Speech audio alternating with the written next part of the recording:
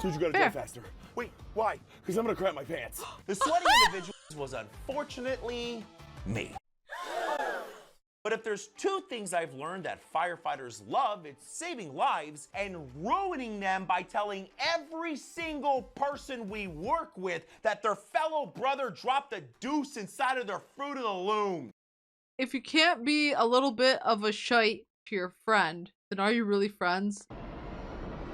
Yeah, all trust is broken. I would no longer be their friend. What's going on, everybody? Many of you have asked for an update on some of the people featured in the Real Things I've Seen series. So here you go. So after all that went down, and we all checked the contents of our underwear, we loaded that guy up and brought him down to the hospital where he bought himself some fancy new internal hardware. But the craziest part about that entire call is he forgot everything. Oh. Because we gave him for said prior to cardioverting him, he forgot everything leading up to us welding the crap out of him wanting to beat the crap out of somebody there that pushed that button, and then transporting him to the hospital. In fact, halfway down to the hospital, he was asking if we could bring him back to his house because he was completely fine now. And it was on that day that I realized that with enough medication, you can forget anything. Wow. Oh, crap. Oh, crap. Oh, crap. Oh. This dude was another person that should have met whatever afterlife entity you believe in, but instead walked away with a couple broken ribs and a bruised lung. And all because of this guy. The guy that I couldn't depict well enough, sitting at 6'8", 300 pounds, that literally picked up the car with one arm and dragged his meat pancake friend out from underneath and stopped him from remaining a dead, flat human. And on that... Okay, guys, lesson learned. Always have specifically, this is the formula, always have a 6'8" I'm gonna imagine a bunch of people just going up to their friends and measuring how tall they are. Always have a 6'8" friend that is 300 pounds and with enough adrenaline in their body can lift a car. No, first of all, just don't get in that situation. Oh my god. That day, Crazy. I learned that adrenaline and friendship are the strongest things in the world. 100. Holy crap. Hi. Taters McGee was by far the most interesting patient I've ever Yeah, been did he have on. Made me narcolepsy? question my actual knowledge of the human body for a solid 10 seconds. And by the time we dropped this guy up at the hospital, what they said was going on blew my mind. What did it say? And that was they had no freaking clue. You what? Yeah. Man, I so badly want to know what's going on with that guy. I think I looked it up. I don't remember anymore. I think it's like narcolepsy where you keep passing out, but I'm not sure. Damn it. That happens so many times that we drop people off at the hospital and we never actually get an answer. Why? Not because the hospital's incompetent, but because they don't actually know what's going on until they run the outrageous amount of tests that they need to run to find out why this patient is direct injecting taters right into their sinus cavity. So this is drawing from my own stories. I had a length of time where I just kept fainting. And they kept blaming it on, what was it called? Like syncope, or I think it's called syncope, where you just like, you pass out because the blood pressure in your body just drops. It happened, I think about thrice in like a year span or something. And I had heart monitors and I got checked out and all this stuff. And they still do not, to this day, do not know why. So for that entire year, I would get out of bed very, very slowly. Because I was scared that the signals in my brain, upon getting up, would freak out and just be like, okay, we're going too fast. Blood pressure can't keep up. I'm gonna pass out. I hope they figure it out for this guy's sake, and I hope it stops, or both. I can understand it 100%. Cavities. But unfortunately, that's just a part of the job.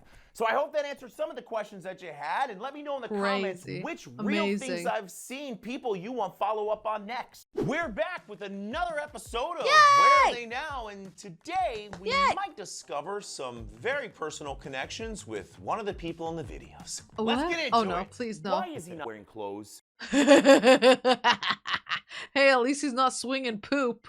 Am I right? He's a cow, man. Moo. This guy was actually one of my first interactions with someone who had taken edibles.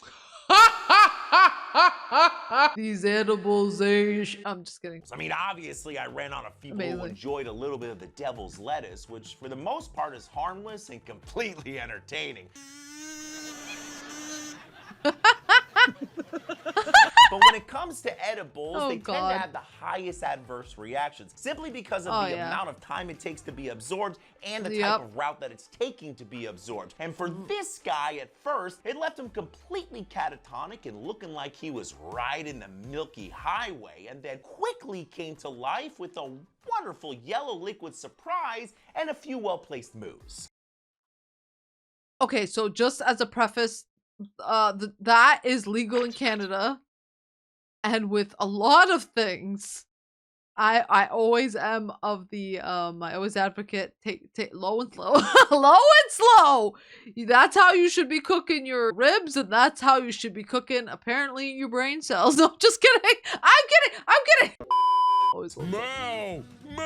Moo. But in the end, we were able to get him down to the hospital where he was completely fine and probably, hopefully, kept the gift of yellow rain going for the ER staff. Calling himself the Crispy Disgusting. Kris Kringle. Why are there Christmas decorations in April? This guy was actually one of the calmest trauma alerts I've ever called. When we got on scene, he was He's acting tripped like out. he was completely fine, did he confused fall? at why we were even there, Oh, and no. in fact was refusing to go to the hospital.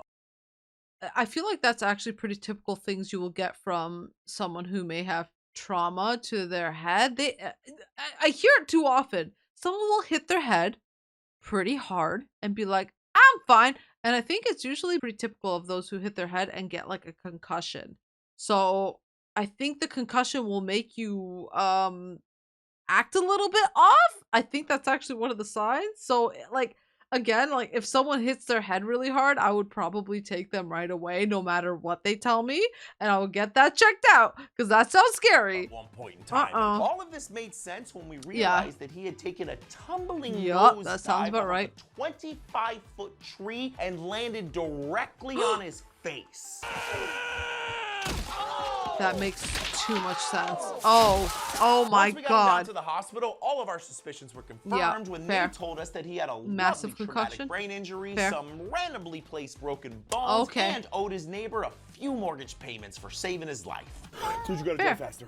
Wait, why? Because I'm gonna crap my pants. The sweaty individual I was not expecting that one to show up. What the? desperately trying not to drop a hot piece of butt fudge into their BDUs Not was butt fudge. unfortunately me. That makes it so much better. Was me! This was at the end of a very long 24-hour shift where I had spent the previous 12 hours with an unexpected colon cleanse because apparently I ate something that my sensitive ginger stomach didn't like. Ah! Disgusting. And of course, we caught a late call, which set off the chain of events that led to me begging my partner to drive faster or sweet death. Hello, darkness, my old friend.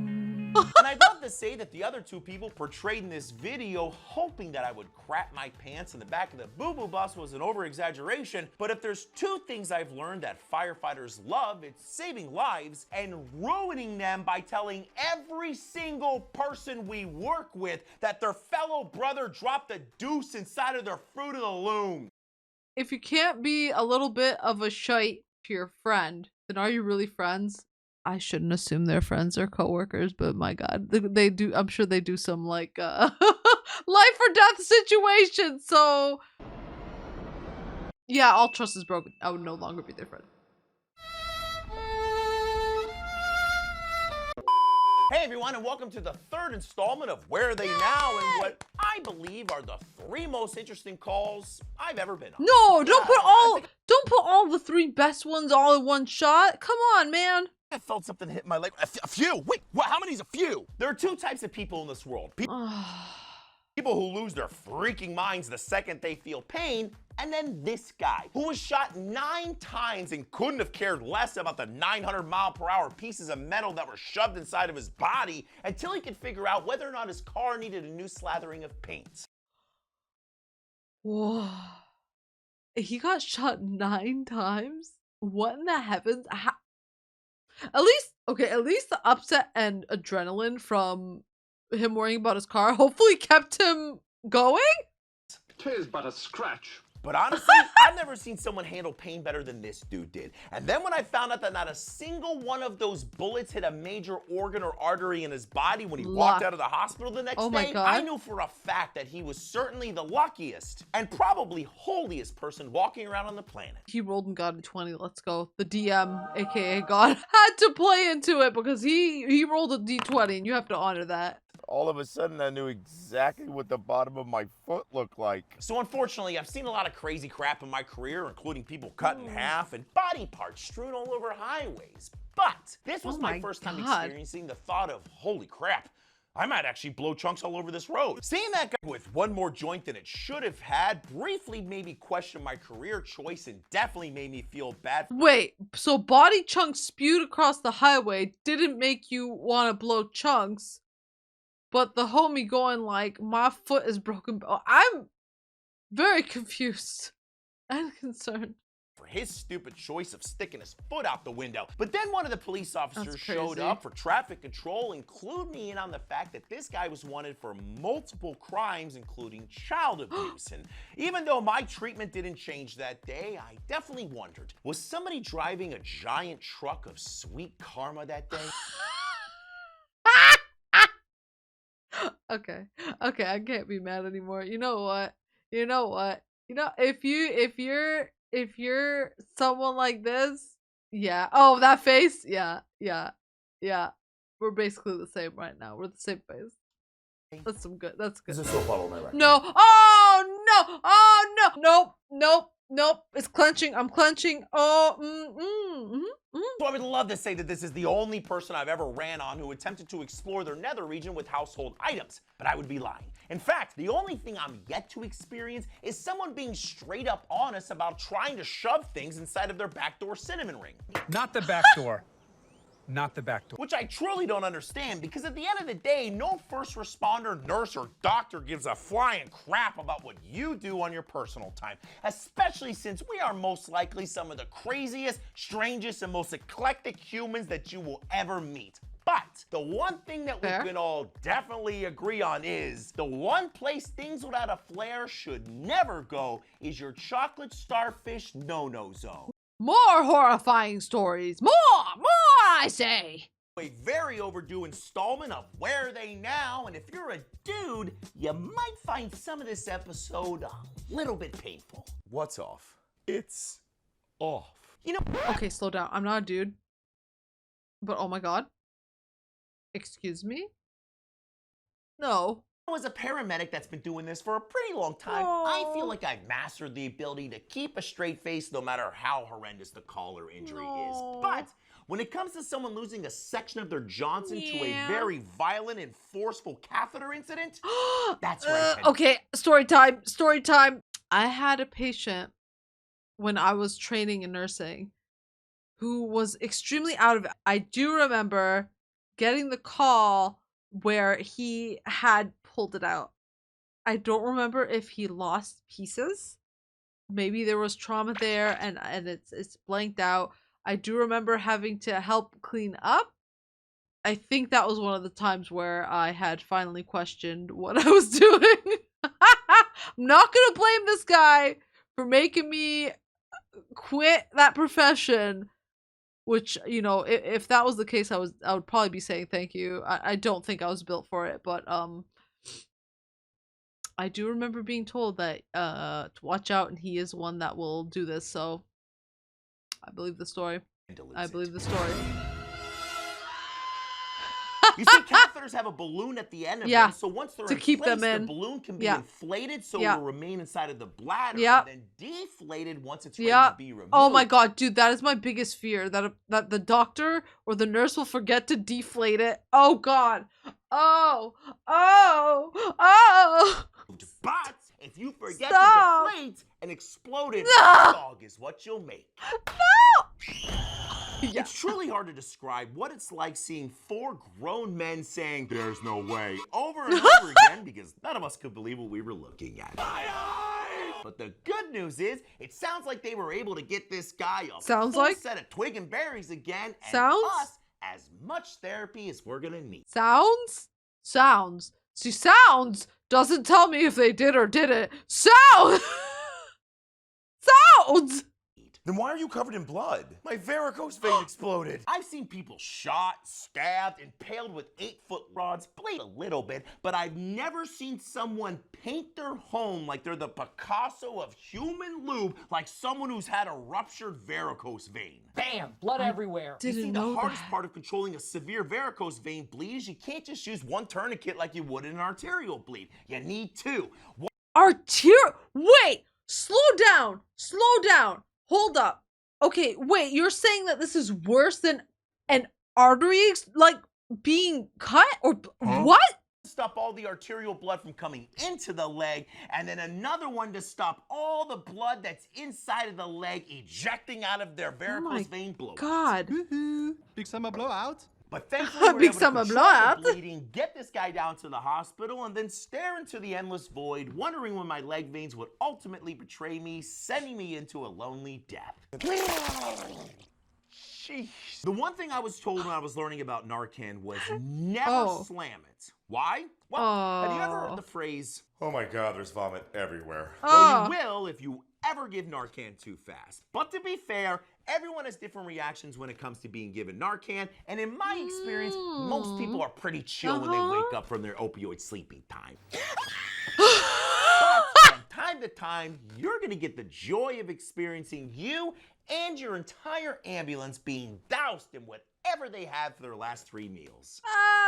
But I'm happy to report that that person was dropped off at the hospital feeling fine, and I went back to the station, burned all of my clothing, and never looked at bologna sandwiches the same again. Fair and valid. You see, some catheters have a hot dog. Everyone, our Where They Now adventure continues today with patients that were seemingly disconnected from reality and one that wanted to disconnect my Same. head from my body. What? Calm down. You know we're here to help you. Flocka was by far the craziest street pharmaceutical I'd ever seen people. Oh, I thought it was a fake name. I didn't know it was a real. Oh my God. On. I mean, up to this point, What I'd seen is your it? normal opioid-induced nap-nap. Nap. Or people screaming at the top of their lungs after their 60th line of booger sugar made their pacemaker start firing off multiple rounds of heart-drilling electrified regrets. But what I had never seen was grown men in their full birthday suits gifted with Olympic-level sprinting abilities like they had after consuming a fresh batch of flakka. I did. Once again, And funny sounds enough, fake. what my brain still can't seem to process is why every single one of them was being chased by wolves. Every single one of them. We're gonna get you, we're gonna get Which means they're either being transported to another dimension or we have invisible wolves running around us that none of us flaccid up individuals can see. Inside you, there are. The good news is, after a fresh batch of Haldol and Valium, they got away from those wolves and took a happy trip up to Cloud 9. Nap Mike, this time! is Jimmy. Jimmy's blood sugar drops. Got it. Have you ever been picked up by another person and thrown across the room like you were a human lawn dart? I No. have. And it was by this guy. No way. No way. Uppies! Low blood sugar could be a very interesting thing. For That's most horrifying. people, when their sugar begins to drop off, they become weak, tired, or maybe even unconscious. Yeah, that's Not what this I'm used to guy. hearing. Somehow this guy's lack of brain sugar caused him to become the insulin-dependent Incredible Hulk. Still And me. as a fresh medic, I figured this was my chance to show the world how strong and nimble a ginger stretcher fetcher could be. And then I got blasted across the room like a high-powered fart in the wind. But after some great distraction techniques and very quick darting, we were able to get some glucagon in his arm, his sugar back up, and a lot of ice packs. That's for me. horrifying. Feel Aww. Oh Oh my God, is he weird. If Oh you my want to God. deposit a butt burrito in your pants while simultaneously looking another can't human in the imagine. eyes, give someone adenosine. I pooped my pants. Yup. Adenosine is a medication that we give to patients when their heart rates are too high to hopefully help slow it back down. That's But horrifying. It has an incredible side effect of making the entire room smell like backdoor dumplings when you literally watch somebody's heart stop And then pray it starts back up before you have to start giving them the old staying alive cartilage crack. Nope. Good news is, though, the medication works 90% of the time, leaving them feeling 1,000 times better and happy we came. For the other 10%, they get two things: a sedative and to ride the lightning. Oh. Yeah, again, big respect for the homies that have to do that to try and save a person. I am not strong enough. Nope, that. Just when you thought we were done, we're back with another Where Are They Now? And today we're going to talk about why peeing on the people around you doesn't make you a No! Is it no, is this gonna be the sting one? It's just gonna be the sting one. Oh, better disgusting. friend. I smell I can't. Just can't continue. so bad. Oh my god, stop! Just stop. Just use like, I don't know. See a doctor. I was gonna say just use water and rinse it out. I don't know. That's so nasty. For as long as I can remember, people have turned to spraying their friends and strangers with golden shower fluid when they get stung by a jellyfish. I swear to God, social media, we need to be careful. I think this is coming from a very like old place where people like maybe a long time ago were like, hey, if you get stung by a jellyfish, pee on it. And it's like, stop, that's disgusting. Stop. And I really need you guys to know something. Stop, thank you. It doesn't work. That's what I said. Truth shall set you free. The reason kidney tears have been raining down upon the victims of jellyfish stings is because the acidic nature of urine should theoretically neutralize jellyfish venom and help reduce the pain. Oh. But it doesn't. The only thing that's getting neutralized is the happy memories of sand and waves for the person that just had a run-in with the prehistoric venomous snot rocket and is immediately being replaced by nightmares with the hot asparagus-soaked regret that they were just deluged in. No, God! But if this ever happens to you, have no fear. Simply soak the area in salt water or tap water between 107 and 113 degrees, which should help reduce the pain, plus save you a lifetime on therapy bills and awkward conversations about the time you went wee-wee on me, Mom. See? I got it under control. What is that ringing? High blood pressure can present in many different ways. Scary. Like blurred vision, headaches, or like this guy who looked like me after spending 3 minutes in the sun without SPF 5000. Oh! Good news is he was fine, and to say he was lucky would be a gross understatement. Yeah, you fair. see, after suddenly stopping the medications that he had been on for the last 30 years, his body compensated wonderfully by shooting his blood pressure through the stratosphere and almost taking his ability to ever eat solid food again with it. I want my baby back, baby back, Baby baby back, back, baby baby back, baby back. Get Look, in my I get belly. it. Nobody likes taking prescribed pharmaceuticals every day. That's fair. Maybe some of them. Woo! Oh, A wait, pill stop might be that. stopping your brain from blowing a blood gasket inside of your very sealed, very sensitive brain cage. It might be important to continue consuming it so you can continue using all of your limbs. I know, but PB&Js are so good. Oh no. Oh, I don't get it. I'm assuming this is someone who's This allergic. was nowhere near the first or last time I would encounter somebody who filled their belly with Benadryl prior to consuming something they were highly allergic to in hopes that their body wouldn't catapult their consciousness into the next lifetime. Oh my god. Again, I get it. If somebody took the ability for me to be able to house an entire peanut butter, marshmallow, and bacon sandwich away from me, That's kinda I'd be gross. upset. Not gonna lie, that sounds pretty good. But like very real. Very real. But I sure as crap wouldn't risk the possibility of not being able to see the next Fast and Furious installment on it. You're right, you're right. Severe allergic reactions happen after your body releases abnormally excessive amounts of chemicals, like histamines, into your body after you've eaten or got stung by something. Here's the thing. Like, I guess it depends very much on your reaction. If I was getting hives, would I risk it? Won't answer that. But if I was getting anaphylaxis, that's a red flag. I probably would not do it. And the body's reaction to this can be super unpredictable, from a little tummy pain to laying on the ground looking up at the sky as your airway closes faster than you can say. That escalated quickly. And that's why rolling the antihistamine dice ain't worth it, because no amount of all-you-can-eat shrimp is worth drooling all over yourself in the middle of a Red Lobster as you catch an EpiPen to the thigh and question all of your life choices. EpiPen is horrifying. That it scares me. So I had this type of reaction, the concerning one. And my doctor right away was just like, "Yep." So I needed medicine for something very serious, and he was like, "Nope, we'll try a different one. Do not mess with that." So I listened to him. I stopped taking that medicine even though I needed it. And I tried a different one. But now he's saying you roll the dice. Now I wonder, is it I don't know enough about allergies. Luckily I only had a reaction to 2 medicines. Luckily I don't have food allergies so far that I know of.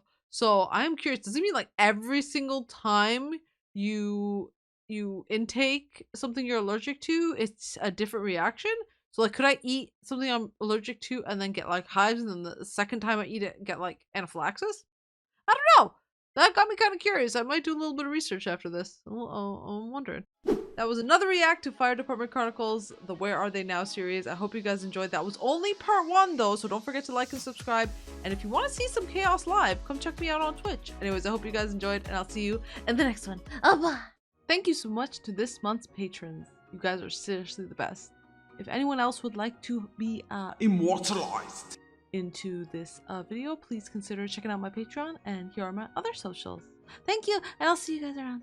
Bye.